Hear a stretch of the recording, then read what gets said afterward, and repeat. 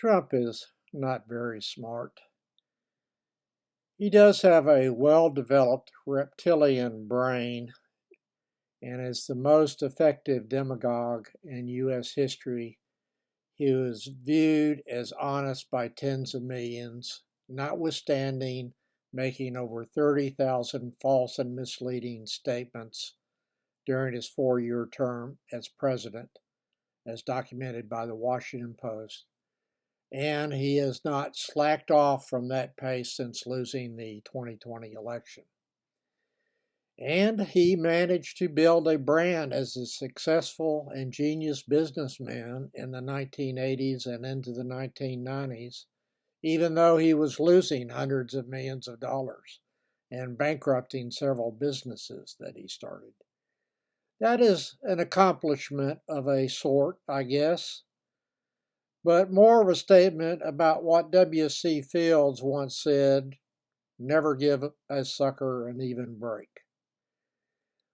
He could have avoided the obstruction of justice criminal charge in the Florida documents case by simply turning over documents marked as classified as demanded by a grand jury subpoena, but he chose to keep those documents. He could have avoided the big punitive damage award in the second E. Jean Carroll lawsuit by just keeping his mouth shut after a jury found in May of 2023 that he had defamed Carroll by calling her a liar. Just have his attorneys make statements about the case. But he could not keep his mouth shut and continued to make the same statements already found to be defamatory over and over and over again. So Carroll's attorney asked the jury in her opening statement in the second E. Jean Carroll case, how much would it take to make Trump shut up? The jury responded with a $65 million punitive damage award. And we now know that was not enough to keep Trump from refraining from making the same defamatory statements over and over again. Today, March 9th, 2024, Trump made this statement about Carroll, and I quote, "Can you believe this? Sometimes it's not good to be rich. I just posted a $91 million bond, $91 million on a fake story, totally made up story."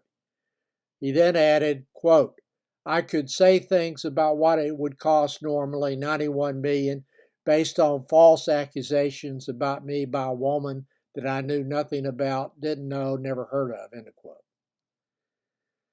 It's incredibly stupid. It's just off the chart stupid to make those kind of comments now.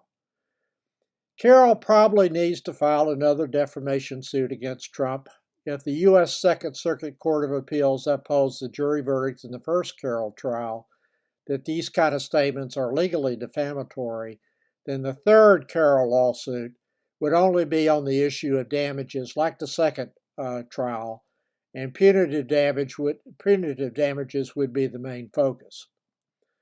On another subject, the Washington Post published an article confirming that Senator Katie Britt of Alabama told a whopper when she claimed that a 12-year-old girl was kidnapped and raped due to Biden's immigration policies. The Washington Post article that exposes her lie is titled, quote, "Katie Britt's false linkage of a sex trafficking case to Joe Biden," end of quote.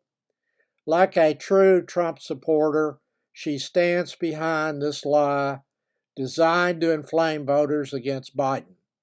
Trump does this kind of thing multiple times every day since it works on the intended audience.